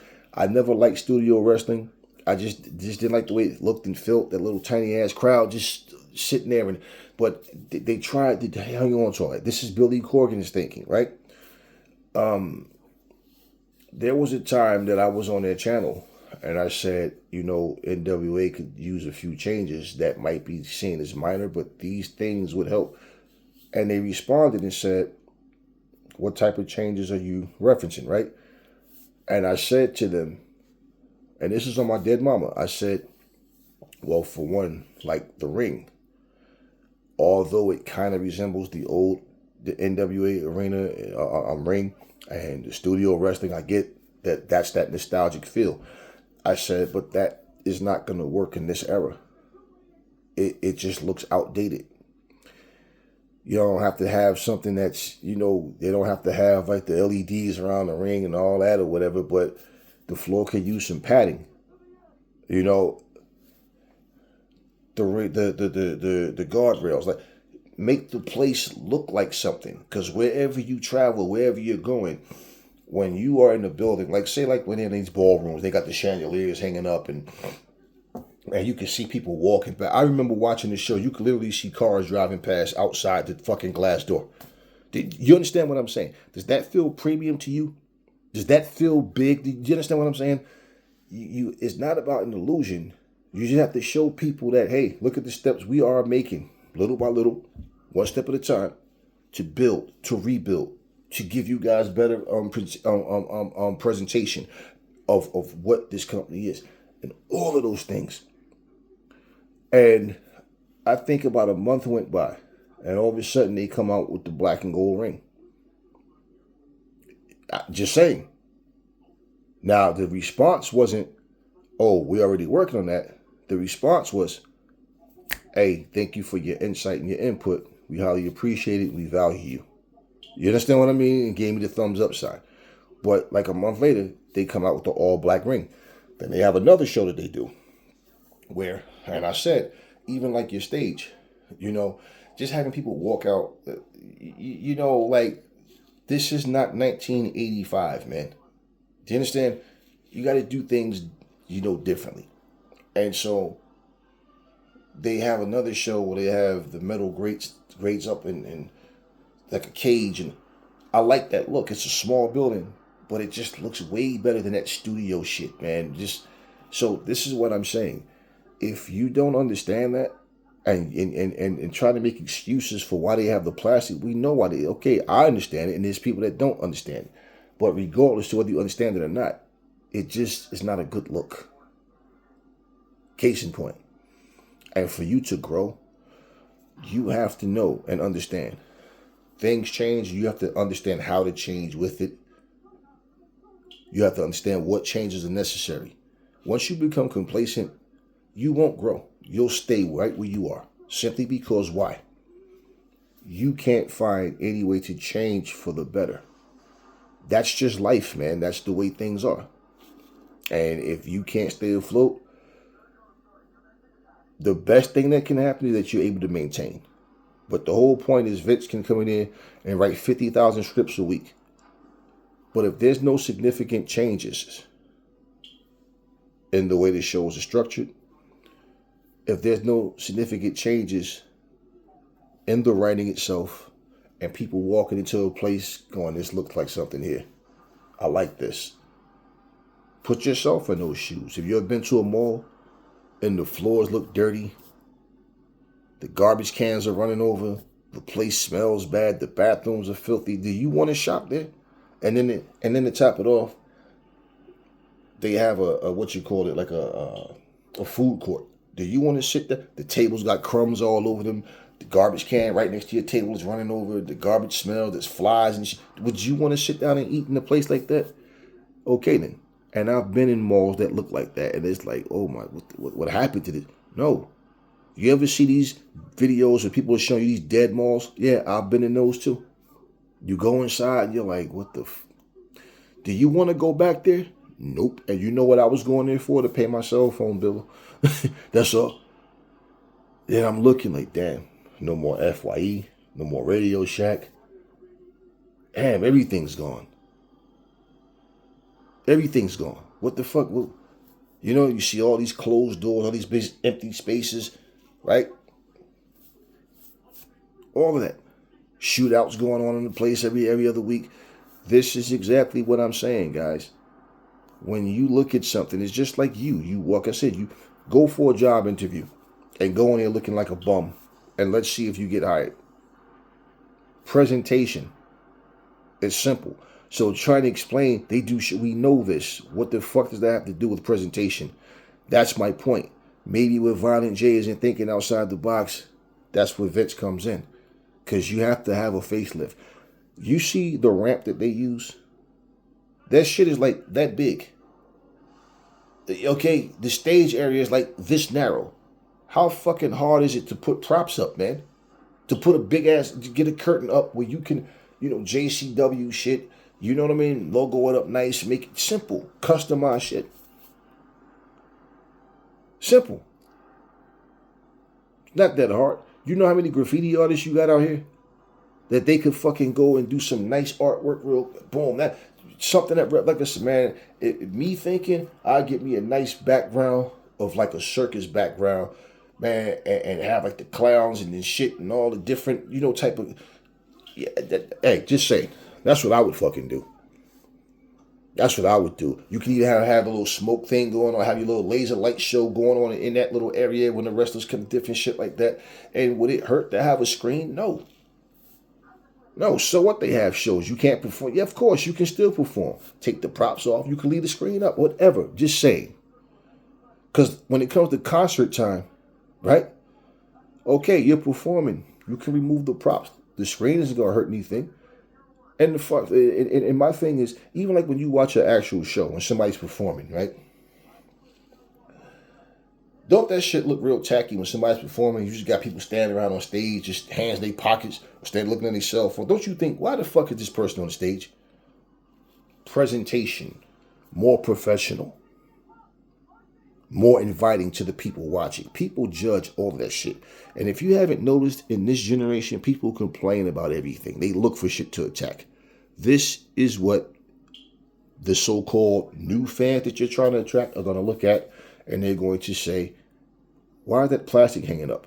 And if you don't fucking understand it, read the comments that's on their videos that they put up.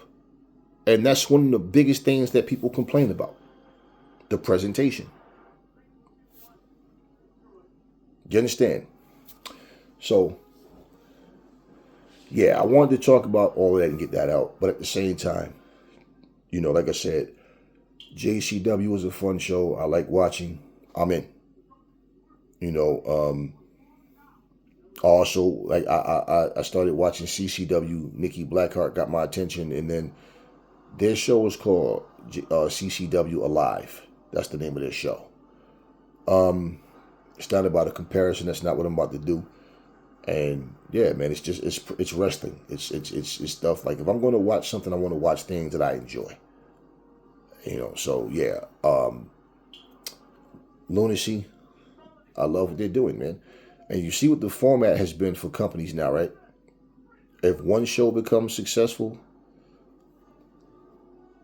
let's do another show.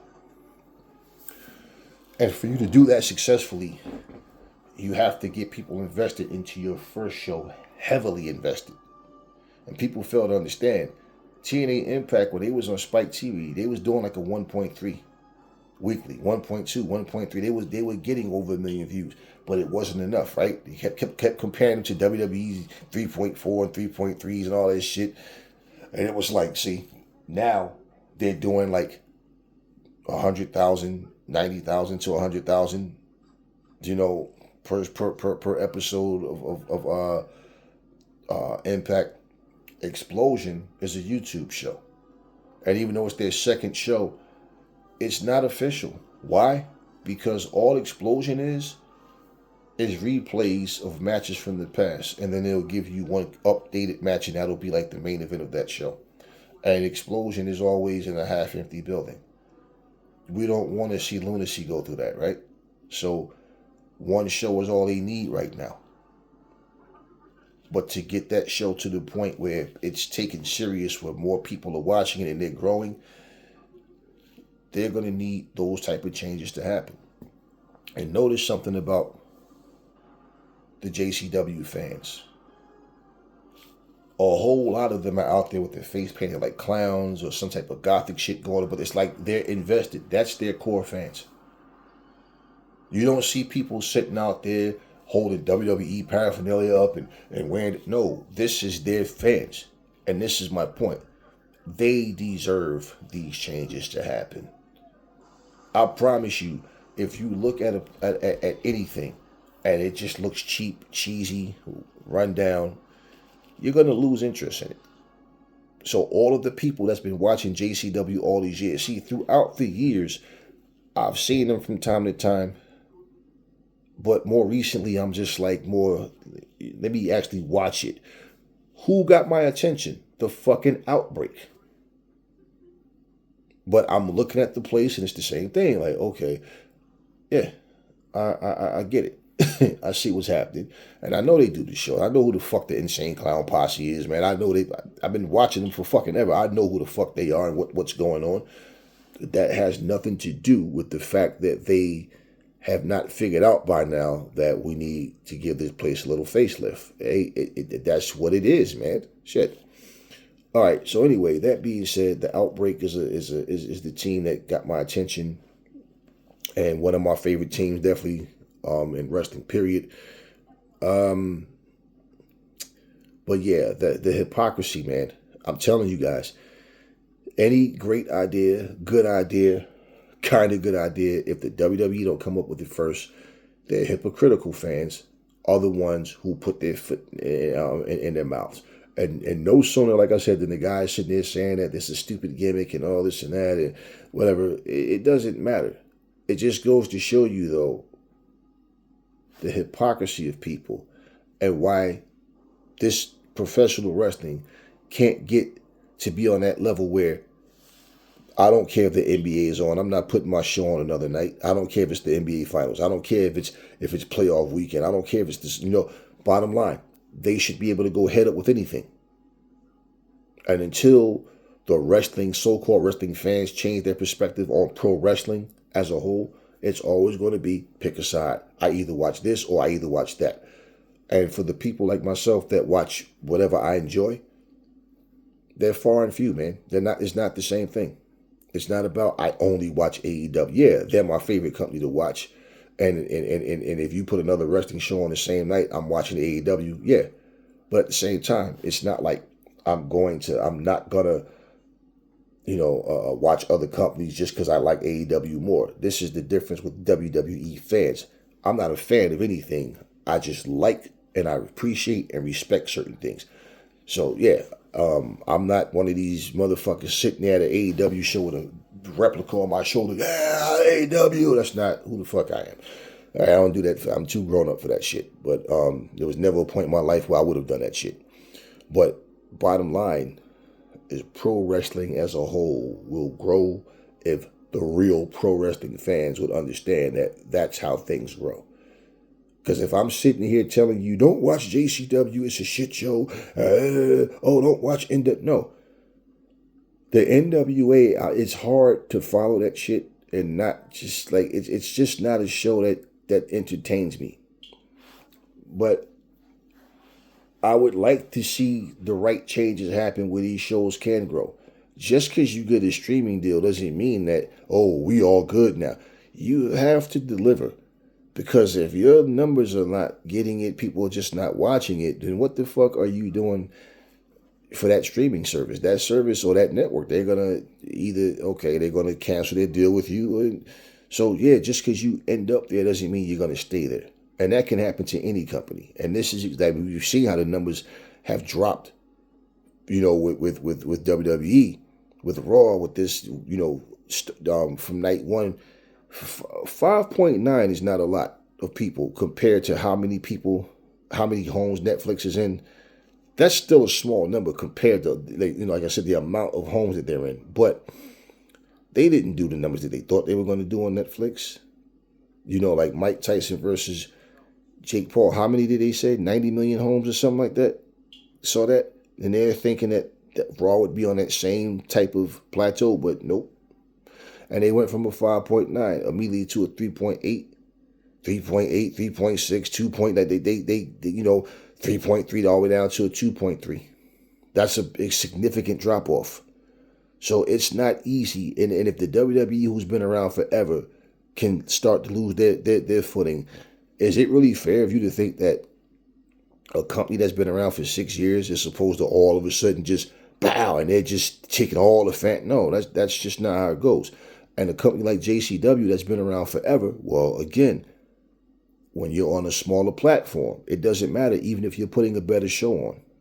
WWE fans are going to be biased anyway, and they're not going to admit that. But guess what? You're still here after 26 years, which means there's a demand for what you do. So the whole thing when we're talking about Vince Russo coming in is we don't want him to come in with this stale, stagnated shit and just don't bring anything to the product, because now it's a failed attempt. Now you can't go redo this storyline with a new investor and all, because it's, you know what I mean? It's just like, all right, what do we do now? A lot of things is not necessary to announce ahead of time. Let people surprise you. But at the same time, what was done, and we want to see JCW lunacy. We want to see it succeed. That's all. Don't watch it with expectations of what Raw would do, or what WWE would do, or what any other company would do. Let JCW be JCW in terms of what their goals are and what their visions are. But how do they put these things in motion and get the results that they want? That's what they got to figure out. So now with Vince Russo being on board, we'll see where it goes. They need more promo packages. Because of their busy schedule, this is probably why you don't see a whole lot of things going on. But they have to have time to have these promo packages, to get people to know who their wrestlers are, to get more of their product in rotation with the YouTube algorithm, because that's the only place I see them. So everybody needs to see. So whether it's Instagram or TikTok, whatever other accounts they have to have somebody running these. These things have to happen. If people don't know who your wrestlers are, right? And let's say, for example,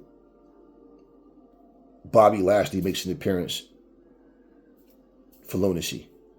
And let's say that video gets rotation because it's Bobby Lashley. Okay. People who normally don't watch might watch because, oh shit, that's Bobby Lashley, right? But at the same time, your homegrown talent, that's what you want to get out there. So people should know who the Outbreak is. There should be videos all over the place about them.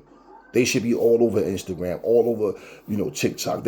All of this, you gotta learn how to title your videos to where more people are going to see it that's not even looking for it. And then all of a sudden, who's the Outbreak? Who are these people, right? You know how many zombie lovers out there? For people that love zombie movies, and you gotta think, man.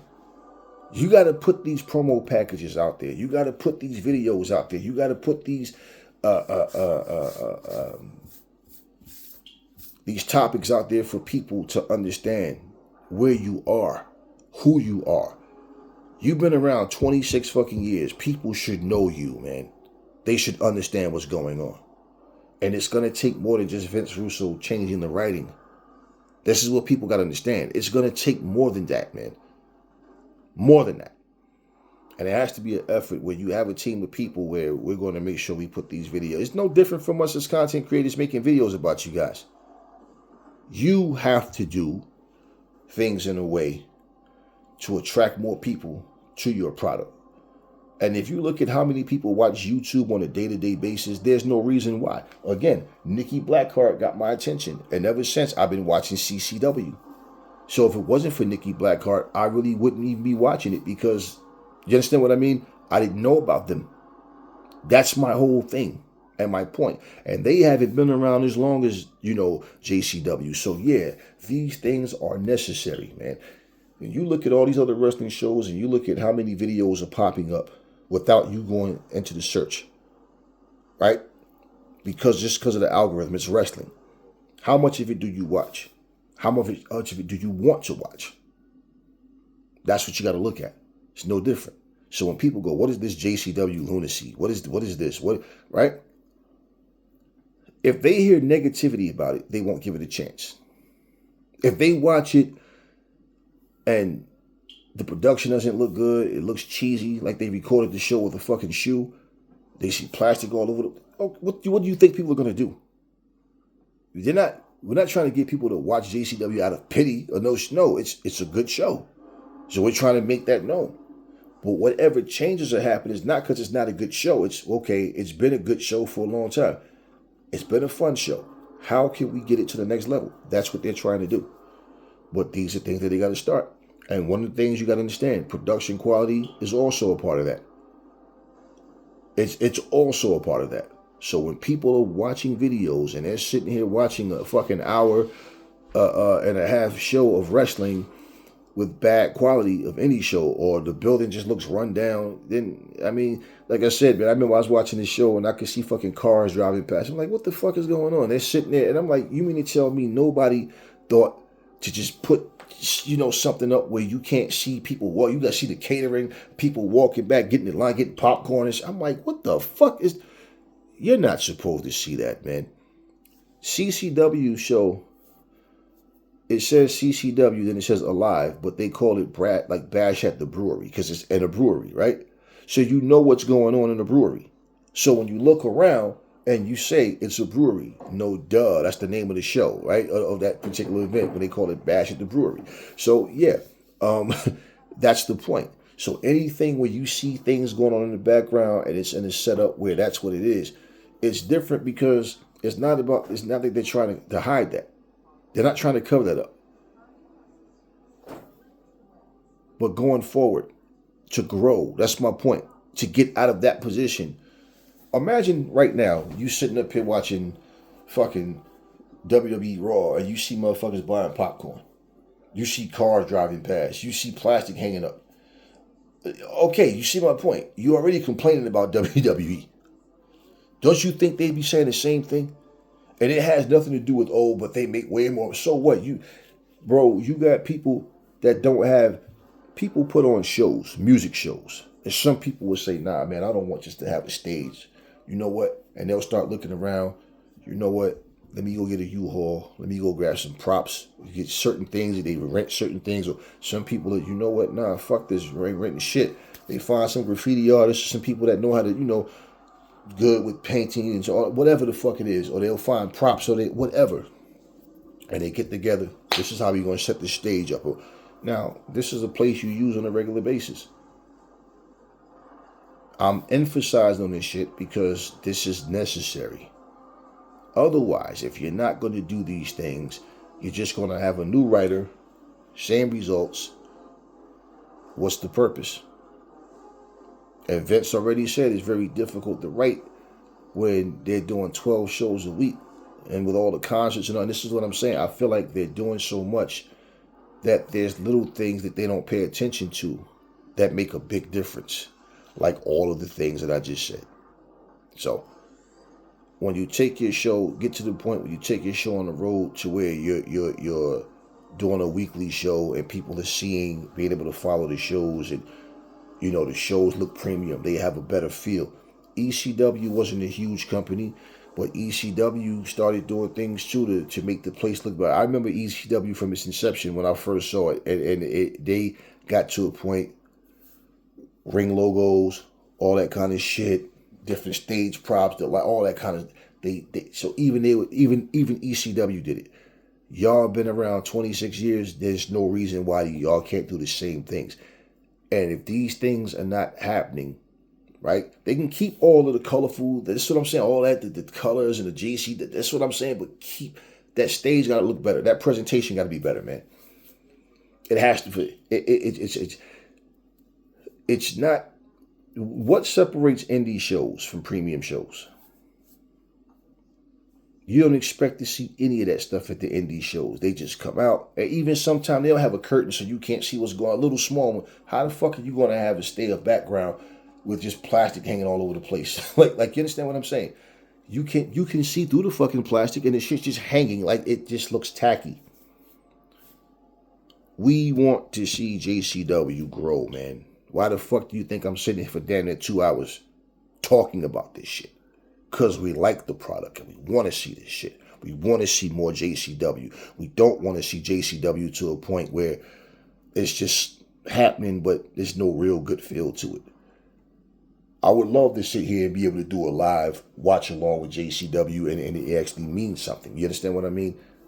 But why would I do that if nobody's tuning in to watch the shit? I'm sitting here going live to watch it by my fucking self. Like, no, I don't need to do that. But listen, I covered all of this because I don't want to make a separate video about it.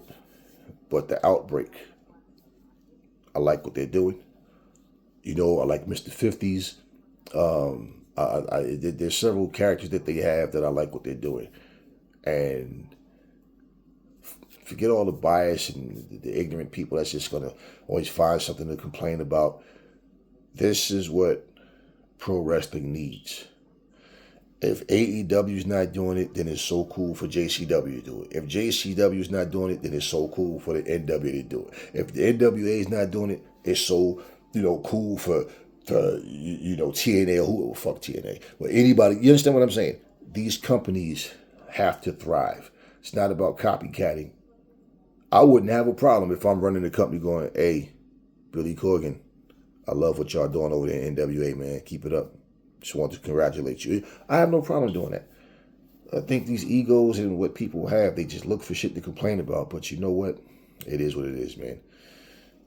But pro wrestling needs more than what it's been getting from its fans and from people within pro wrestling that complain too much about nothing. They just say things because at one point it was people pay more attention if I talk negative about AEW. Yeah, and big up the WWE than the WWE's in the position it's in now. All of a sudden now the conversations have changed, right? But there's always some asshole. Oh, I don't like AEW. Fuck you. We do, and we don't talk. We not. Don't let these negative people even breathe on your channel. Once they come with that negativity, block them and report them. Keep them off your channel. Let them go somewhere else with that negativity, because they're nothing but trolls. They're full of hatred and stupidity. So don't come in my comment section. Oh, the Albert, fuck you. We're not here for your negative shit. This is for the people that love JCW. This is not for those who, oh, well, I beg to differ. I disagree. Because JC, fuck you and fuck that. We don't care about none of that. JCW, we want to see y'all grow. The Outbreak, love those guys. That's all I got for you now. Catch you guys on the next video.